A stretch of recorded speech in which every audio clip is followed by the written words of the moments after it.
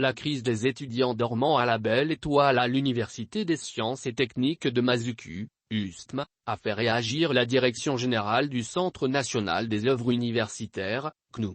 Son premier responsable, Jean-Noël Yannedon, était à Franceville ce week-end. Objectif, s'assurer de l'avancement des travaux de réhabilitation des résidences universitaires, renouer le dialogue avec les étudiants et rassurer le voisinage. Des chambres du campus auraient été transformées en pépinières de cannabis.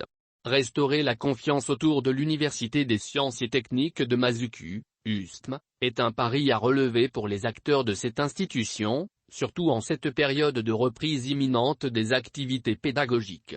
Il y a, en effet, que depuis le 5 août 2022, les résidences universitaires ont été officiellement fermées, à la suite des orientations de la Direction générale du Centre national des œuvres universitaires, CNU. Dans ce contexte où des étudiants, pensionnaires du campus, dormaient à la Belle Étoile tout en alimentant les réseaux sociaux de versions diverses, le patron du CNU, Jean-Noël Yannedon, a effectué, ce week-end, le déplacement de Franceville. Avec une actualité où des étudiants se présentent comme des SDF expulsés du campus de l'USTM, la structure en charge de la gestion des cités universitaires et de l'accompagnement social des apprenants s'est naturellement retrouvée en première ligne. De ce fait, la direction générale du CNU s'est rendue à Franceville où, en plus de s'assurer de l'avancement des travaux de réhabilitation, il lui fallait renouer les fils du dialogue avec les étudiants.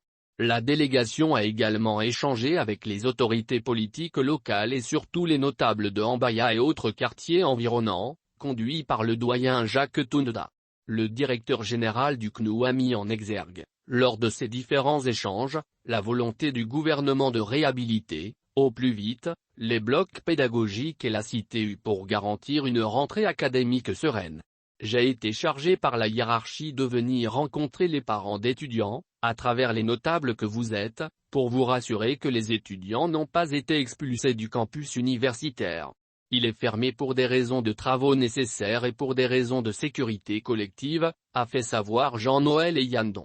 Le gouvernement a hissé au rang de priorité absolue les travaux de réhabilitation de l'USTM et du campus, a-t-il également expliqué.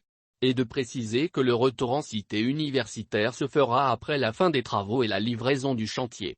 Stratégie pédagogique, l'opération menée par Jean-Noël Yannedon a donc permis d'édifier les notables sur les mouvements de ces étudiants, devenus selon l'administration des squatteurs ayant refusé d'aller en vacances, et qui ont transformé des chambres en pépinières de cannabis. De ce fait notamment, il a fallu une opération coup de poing du CNU, le 23 septembre dernier, pour découvrir ce trafic de chanvre indien, rappelle le CNU. Les notables, en ce qui les concerne, ont plaidé en faveur de l'érection d'une barrière imposante et en béton autour de l'établissement universitaire, non sans saluer la démarche du directeur général du CNU qui a permis de lever les malentendus.